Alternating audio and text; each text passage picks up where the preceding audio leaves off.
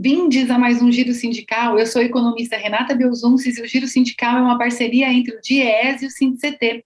DIEESE é o Departamento Intersindical de Estatística e Estudos Socioeconômicos e SINDIC-CT é o Sindicato Nacional dos Servidores Públicos Federais da área de Ciência e Tecnologia no setor aeroespacial. Este programa continua a nossa sequência de convite aos representantes das centrais sindicais para que aqui, junto do nosso público, nos ajude a repercutir a terceira CONCLAT, a terceira Conferência da Classe Trabalhadora, ocorrida no último 7 de abril. Conferência essa que reuniu sindicalistas, homens e mulheres de todas as regiões do país, de todas as categorias de trabalhadores do campo e da cidade, e que juntos construíram um documento chamado Pauta da Classe Trabalhadora 2022.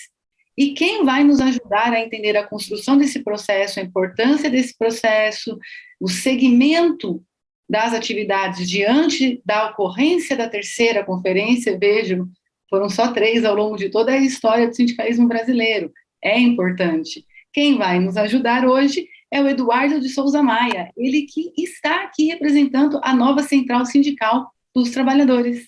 Obrigada, Eduardo, por atender nosso convite. Olá, Renata, eu que agradeço o convite direcionado à nova Central e a honra de poder representar a nossa instituição no programa Giro Sindical. Conta um pouquinho de você, de onde você está falando, de qual categoria de origem você chega hoje à Secretaria-Geral da Nova Central. Então, hoje eu estou falando aqui da sede da Nova Central Brasília. Eu sou analista do Ministério Público do Estado de Minas Gerais desde 1999 e ingressei no movimento sindical da nossa categoria no ano de 2009, como diretor de assuntos jurídicos.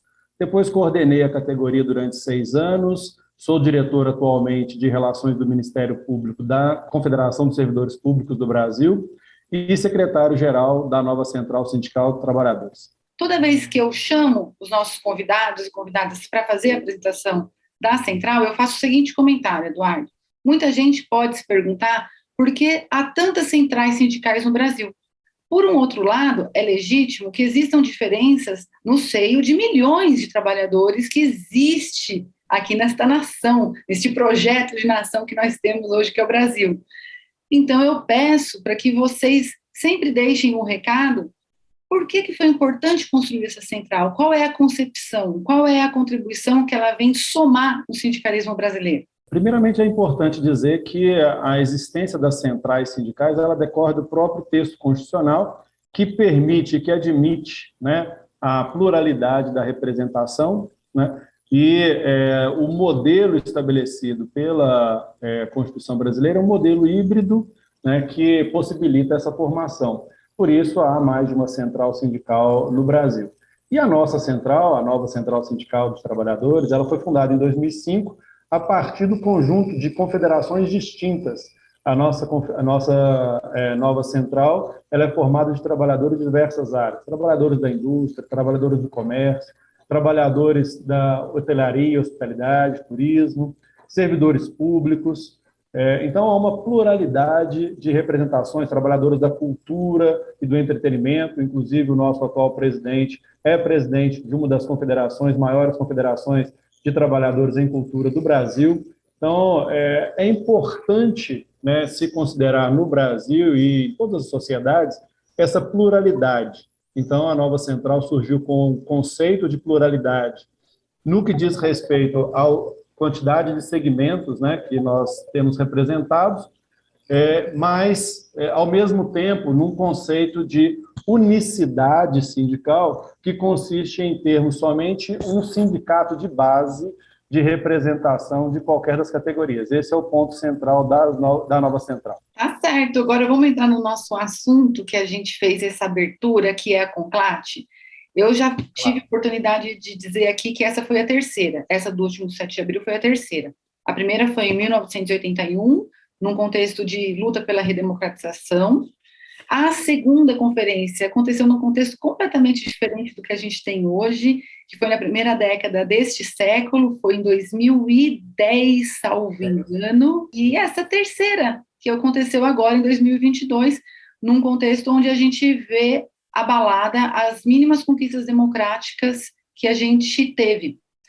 Então, conta pra gente como que é, na sua concepção, a importância dessa terceira conclate nesse contexto específico que a gente tem hoje de ataque aos direitos dos trabalhadores, ataque aos direitos sociais e de um ataque cada vez mais insistente à própria existência da democracia. No primeiro momento que você citou, lá nos idos dos anos 80, nós tínhamos um Estado autoritário e uma situação econômica bastante precária. A seguir, a conclave realizada em 2010 já foi um momento de democracia, né, que permanece ainda com algumas limitações no governo atual, mas naquela época era ampla a democracia que nós tínhamos naquele momento, e um momento econômico também bastante favorável.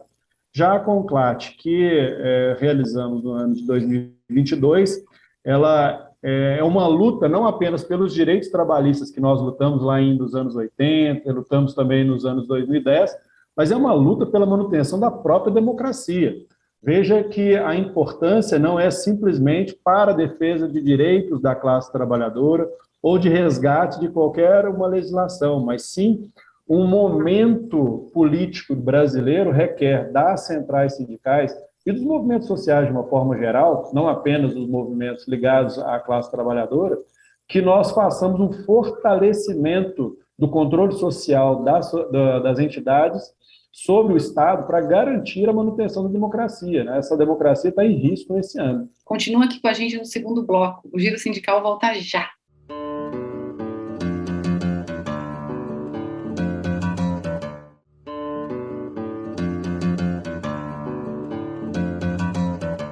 O Giro Sindical está de volta e esse programa recebe o Eduardo Maia, representante da nova Central dos Trabalhadores, e a gente vai continuar aqui a nossa conversa. E o momento está quente, né, Eduardo? A gente tem aí vivido desde 2016 um processo de destruição social, da desregulamentação da relação capital e trabalho, que foi muito profundo e veloz a partir do golpe constitucional, midiático, contra a ex-presidente Dilma Rousseff. Nesse cenário, como foi o processo de construção da pauta que resultou nesse documento, que é um programa, uma plataforma da classe trabalhadora? Como que a nova central contribuiu e construiu esse programa? Novamente, é importante fazer a contextualização, porque os fatos não acontecem de forma aleatória, né? Você teve um período de desgaste que foi realizado desde o ano de 2013, sobre o próprio governo da ex-presidente Dilma Rousseff. Então, foi um desgaste promovido por uma elite naqueles movimentos que se diziam movimentos pela democracia, movimentos libertários, né, de que a pauta, né, das liberdades estava sendo ameaçada, quando, na verdade, estava ameaçando a própria liberdade. E, com isso, conseguiram, num golpe constitucional, como você mesma disse, baseado no texto da lei, mas para mim não foi um golpe constitucional porque não preenchia os requisitos. Mas isso agora já não tem relevância. O que tem relevância é que ocorreu realmente essa ruptura, na minha opinião, ruptura constitucional em 2016, com um claro propósito de retirada de direitos. É um projeto de retirada de direitos da classe trabalhadora que se viu empoderada e, principalmente, né, que essa classe trabalhadora empoderada estava tendo elevação da qualidade de vida, estava tendo cada vez mais espaço de debate nos centros de poder. Então, isso foi uma construção contra a classe trabalhadora que culminou na realização da reforma trabalhista de 2017, né, que já foi um primeiro golpe, também da terceirização, reforma previdenciária em seguida, atualmente o governo com a discussão sobre a PEC 32, ou seja, uma sequência de ataques às nossas instituições de trabalho. Mais especificamente sobre a contribuição da nova central e das demais centrais a essa pauta que foi elaborada pela Conclate, o interessante é que, embora no início da nossa conversa aqui nós tenhamos dito da pluralidade das centrais sindicais, todas elas têm como vocação a defesa única da classe trabalhadora.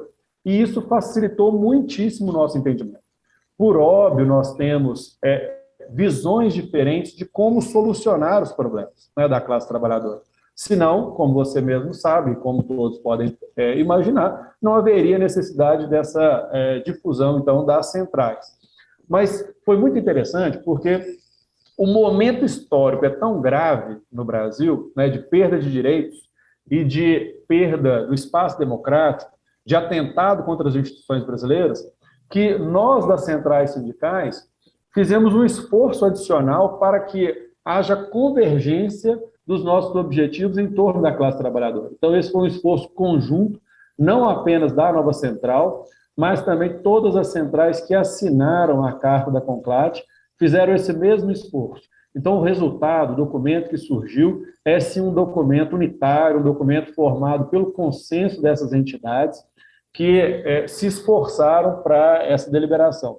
E a nova central, ela, desde a sua criação, ela nunca se furtou ao debate, mas sempre foi favorável aos consensos. Então, a nova central teve a sua participação com altivez, com autonomia para poder decidir como tratar cada um dos temas, mas, de igual forma, no entendimento de que a convergência era o ponto mais importante daquele debate. Eduardo, a gente comentou, e você citou aí o conjunto de reformas pelas quais passamos desde 2016, de que a partir daquele momento houve um aprofundamento dos ataques e eles aconteceram e vêm acontecendo numa velocidade estonteante. No entanto, há que reconhecer também que antes disso a gente não tinha a situação ideal da classe trabalhadora, com muita gente na informalidade, com muita desigualdade entre salários e ganhos de capital e até entre mesmo os níveis salariais entre próprios assalariados. A gente tem um problema da inclusão da mulher, da inclusão da pessoa negra, da inclusão da pessoa com deficiência, da inclusão da diversidade de gênero. A gente já tinha uma realidade que não era ideal, né? Então, voltar para trás significa também voltar para uma situação que é melhor do que a gente está, mas é cheia de problemas também. O desafio, então, é olhar para frente e superar o atual e o passado. Qual é, então, a forma que a nova central tem defendido para incorporar com menos desigualdade mais pessoas no mercado de trabalho? A informalidade, ela não é um acaso também. Assim como eu disse anteriormente, há uma construção em torno de um projeto político. Não é novidade para ninguém que o atual presidente da República se elegeu dizendo que a classe trabalhadora tinha que escolher entre ter emprego, entre ter direitos ou ter emprego. Ele não conseguiu cumprir a pauta de empregos que prometeu, mas a da informalidade ele está cada vez aprofundando mais.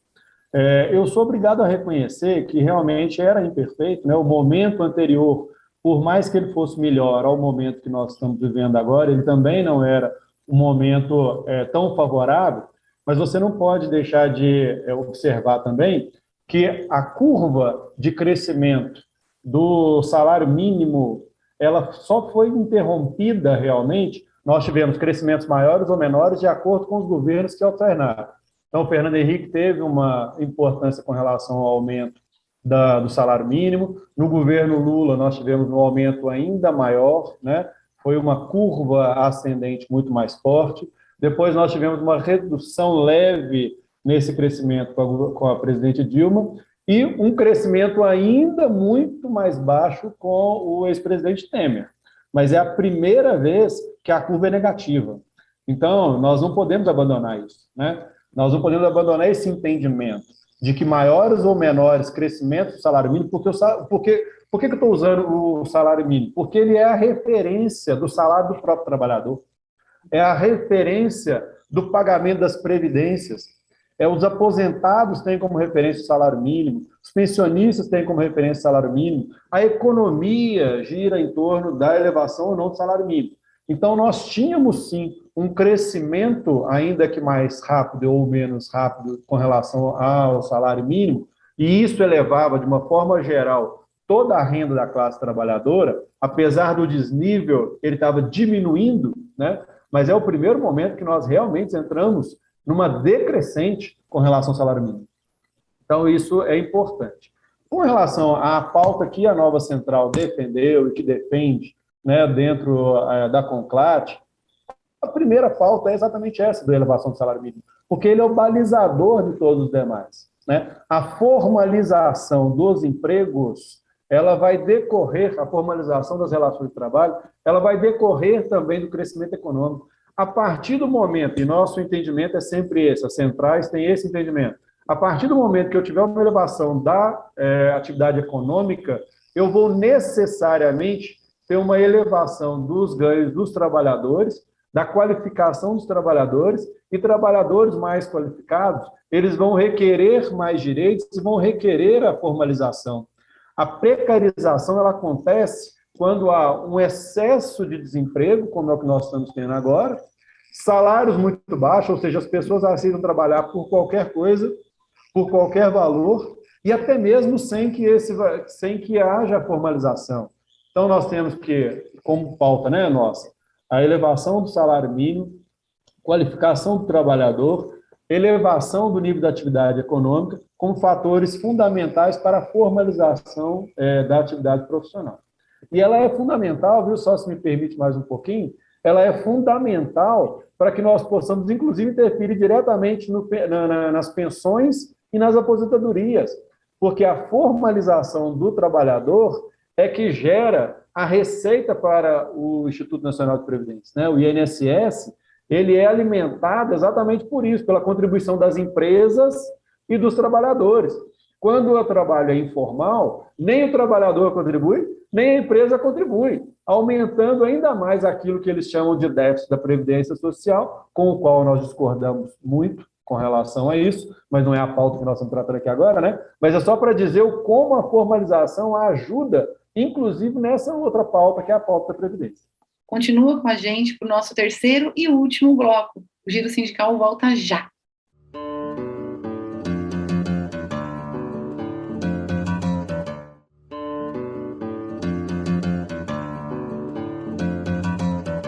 O Giro Sindical está de volta e esse programa tem o prazer de receber direto de Brasília, da sede da Nova Central, seu secretário-geral, Eduardo Maia, que está fazendo aqui com a gente uma conversa muito clara, muito objetiva sobre o que defende a Nova Central, e a gente tem aqui o pano de fundo, a terceira conclate, e aquilo que ela pretende, ou que as centrais pretendem que ela desdobre.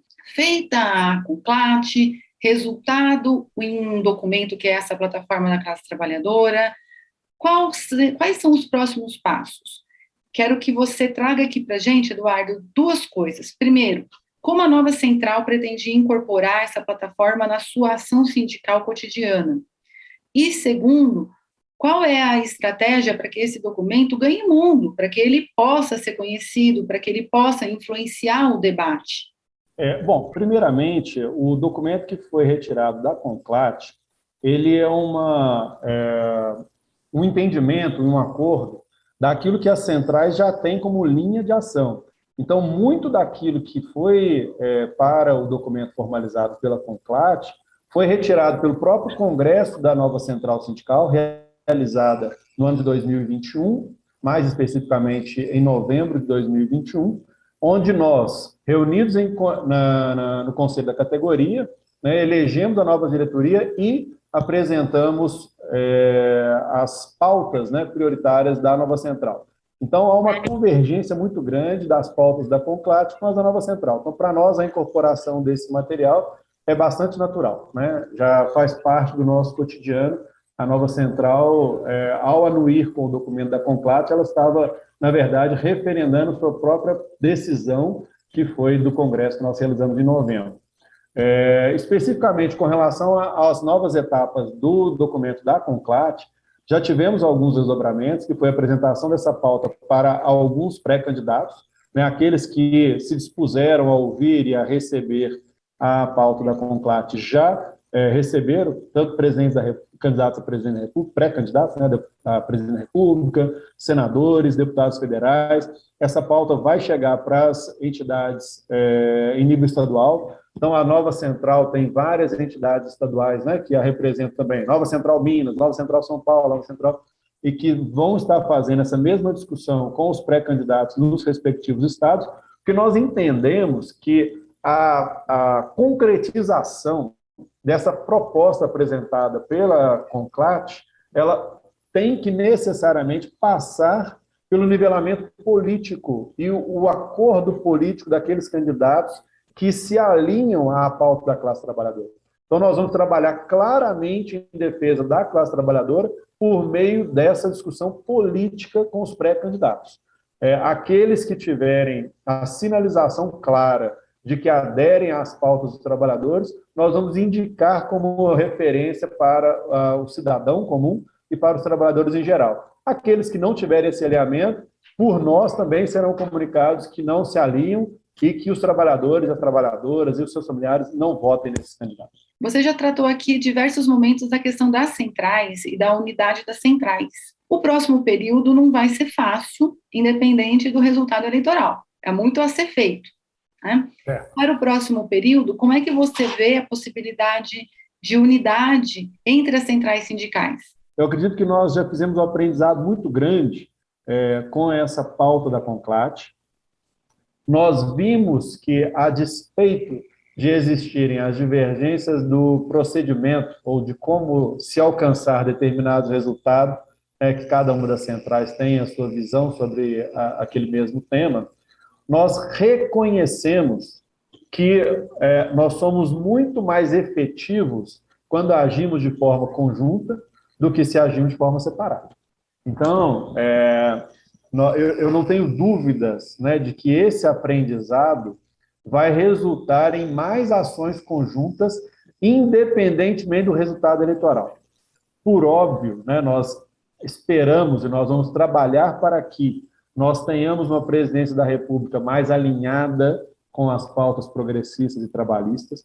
Nós esperamos que tenhamos um Congresso menos conservador e mais alinhado às pautas trabalhistas e sociais. Mas, independentemente do resultado, né, nós sabemos que nós vamos precisar continuar demandando da classe política. A eleição de uma ou outra frente, né, de uma ou outra forma de pensamento, não retira a obrigação das centrais e dos sindicatos de continuarem postulando por suas pautas. Porque também não vai ser num passe de mágica. Quem quer que seja eleito não vai ser eleito e alterar tudo de acordo com aquilo que nós queremos, né, por um passe de mágica. Tanto que você mesma citou que antes nós não vivíamos um modelo ideal. Antes nós não tínhamos uma situação ideal, mas nós tínhamos uma situação muito melhor. E essa situação muito melhor foi um processo de construção. E nós esperamos que haja também de novo esse processo de construção e que ele seja mais longevo. Esse processo de construção foi interrompido, lamentavelmente, em 2016, como você mesma falou, por um golpe que você chamou de constitucional, mas ainda continuo dizendo que, para mim, ele é inconstitucional, porque feriu a Constituição, mas também já é fato consolidado, então a gente tem que tratar como fato histórico, né? E não repetir esse mesmo erro, né? As entidades precisarão demandar e continuar demandando do deputado estadual, do deputado federal, do senador, do governador e do presidente da República, seja ele quem for, porque a eleição dessas pessoas não pode ter um fim em si mesmo. A eleição dessas pessoas é para que nós possamos contribuir na construção daquilo que nós esperamos de uma sociedade ideal, que é a sociedade do bem-estar social. Eu acredito piamente que é possível o alinhamento entre capital e trabalho, acredito piamente que há a possibilidade da redução da exploração, redução das desigualdades sociais. O Brasil é um dos países com maior nível de desigualdade de renda no mundo, e é possível a gente fazer a diminuição desse poço, é possível a gente aproximar a classe trabalhadora da classe empresarial com objetivos comuns. Nós só precisamos ter força de vontade, paciência, né, e objetividade. Isso aí, recado mais bem que dado, mais claro e objetivo impossível, Eduardo. Quero te agradecer aqui demais por apresentar a nova central para o nosso público, para apresentar o que pensa e o que defende para o próximo período. Obrigada por estar aqui conosco hoje. Eu que agradeço a você, ao Giro Sindical, pela oportunidade dada da nova central, e uma honra para mim poder representar a entidade, como eu já disse, e falar com você sobre temas que são tão importantes para a nossa sociedade, porque essa não é uma pauta que diz respeito somente à classe trabalhadora. Quando nós falamos de nível de emprego e de renda, quando nós falamos de desigualdade social, nós estamos atingindo a 100% dos brasileiros. E é a eles que eu dirijo meu recado agora. Sejamos juntos em favor do Estado do bem-estar social. Obrigada, Eduardo. E democrático de direito, viu? E democrático de direito. Importante.